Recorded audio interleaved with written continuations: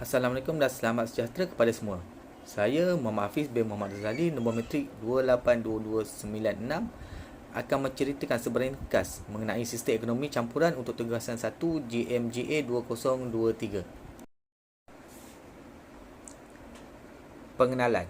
Ekonomi adalah gabungan daripada perkataan oiko dan nomos yang bermaksud isi rumah dan peraturan isi rumah. Dengan erti kata nama lain, ekonomi adalah kajian penggunaan sumber-sumber ekonomi yang terhad bagi memenuhi keperluan yang tidak terhad terhadap manusia dalam bidang sains sosial.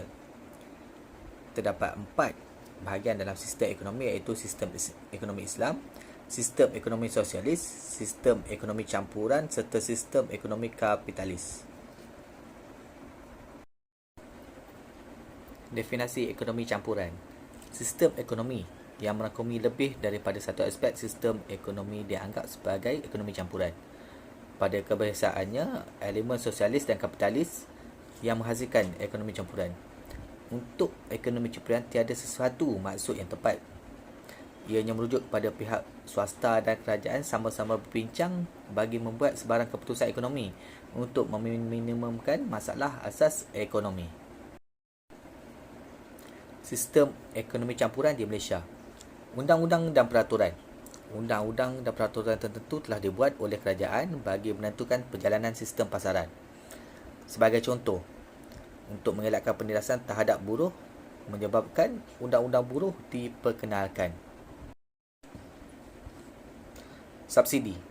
Kerajaan akan memberikan subsidi bagi meminimumkan kos pengeluaran pengeluar. Pengeluar akan menikmati subsidi bergantung kepada keanjalan, penawaran dan permintaan. Sistem percukaian. Ianya dilaksanakan bagi meningkatkan pendapatan kerajaan dan mengurangkan pengguna bergantung kepada sesuatu barangan.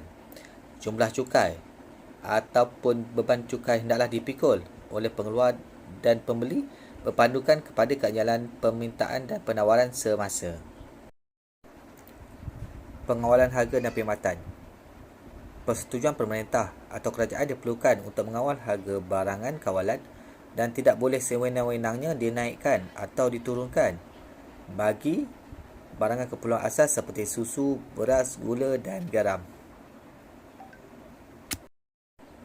Kebaikan. Kegiatan ekonomi yang stabil.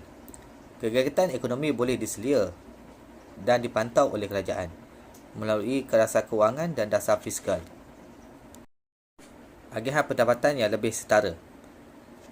Kebebasan ekonomi yang dimiliki oleh individu dan firma bagi memiliki harta kekayaan serta faktor pengeluaran. Bagi merapatkan jurang perbezaan golongan B40 dan T20, pemberian subsidi dan sistem percukaian telah diperkenalkan oleh kerajaan. Penyediaan barangan awam. Hasil kutipan cukai telah digunakan oleh kerajaan bagi menyediakan kos penyediaan barangan awam yang penting dan menjadi keperluan masyarakat seperti perkhidmatan pendidikan, kesihatan, pertahanan dan sebagainya.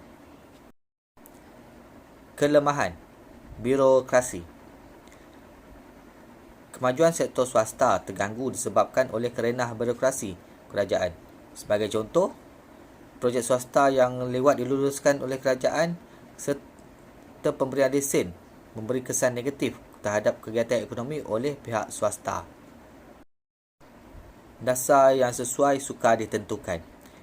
Keadaan ekonomi masa hadapan yang sukar dijangka disebabkan spekulasi ekonomi dunia yang tidak menentu serta ramalan dan jangkaan informasi yang kurang tepat.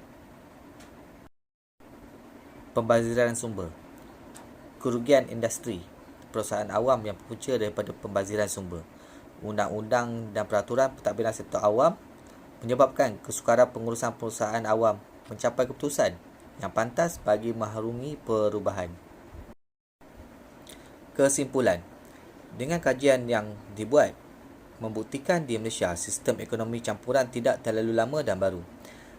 Kelahiran sistem ini berpunca daripada kegagalan ekonomi sistem sosialis dan kapitalis, di mana sistem ekonomi campuran ini menggunakan input-input terbaik daripada dua sistem ekonomi tersebut. Sekian, terima kasih.